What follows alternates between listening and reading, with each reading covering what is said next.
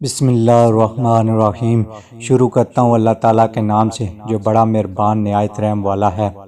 گھر بڑا ہو یا چھوٹا، مٹھاس نہ ہو تو انسان کیا چونٹیاں بھی نہیں آتی۔ وقت اگر ایک سا رہتا تو انسان کی پہچان کیسے ہوتی۔ سب سے بڑی جنگ تنہا بیٹھے شخص کا اپنے خیالات سے لڑنا ہے۔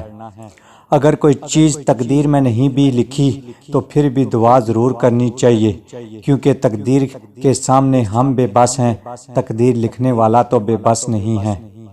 بھروسہ خود پر کرو تو طاقت بن جاتی ہے، دوسروں پر کرو تو کمزوری بن جاتی ہے۔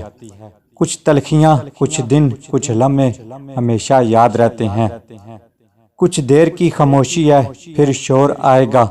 تمہارا تو صرف وقت آیا ہے، ہمارا دور آئے گا۔ انسان کی زندگی کا سب سے بڑا مسئلہ کہ وہ بہتر کی تلاش میں بہترین کو بھی کھو دیتا ہے۔ ضمیر بیچ کر خواہش پوری کرنے والا انسان نسلوں میں غلامی اور غداری منتقل کرتا ہے۔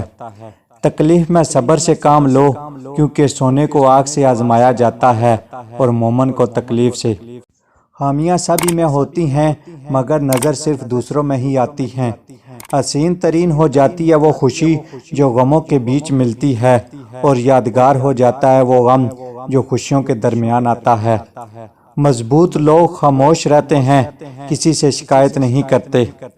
رشتے نبھانے ہیں تو دو آنکھوں کی طرح نبھاؤ، ساتھ جاگتی ہیں، ساتھ سوتی ہیں، ساتھ ہنستی ہیں، ساتھ روتی ہیں، اور پھر ایک دن ایک ساتھ ہی ہمیشہ کے لیے بند ہو جاتی ہیں۔ غریب کتنا ہی خوش اخلاق کیوں نہ ہو، لوگ اس کے اخلاق کو اس کی مجبوری سمجھتے ہیں۔ ہمیں پتہ بھی نہیں ہوتا کہ ہمارا رب کس کس مقام پر ہمیں گرنے سے پہلے ہی تھام لیتا ہے۔ جو شخص اپنے احسان کو جتلاتا ہے وہ گویا احسان نہیں کرتا۔ زندگی آزمائشوں کا سمندر ہے، کسی سے لے کر آزمایا جاتا ہے تو کسی کو بے تحاشا دے کر آزمایا جاتا ہے۔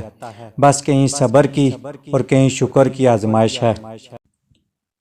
اخبار کی جھوٹی خبریں انسان خرید کر پڑھتا ہے، اور قرآن کی سچی خبریں مفت میں بھی نہیں پڑھتا۔ اپنوں سے منافقت کرنے والوں کو میں نے ہمیشہ غیروں کے پاؤں میں گرتے دیکھا۔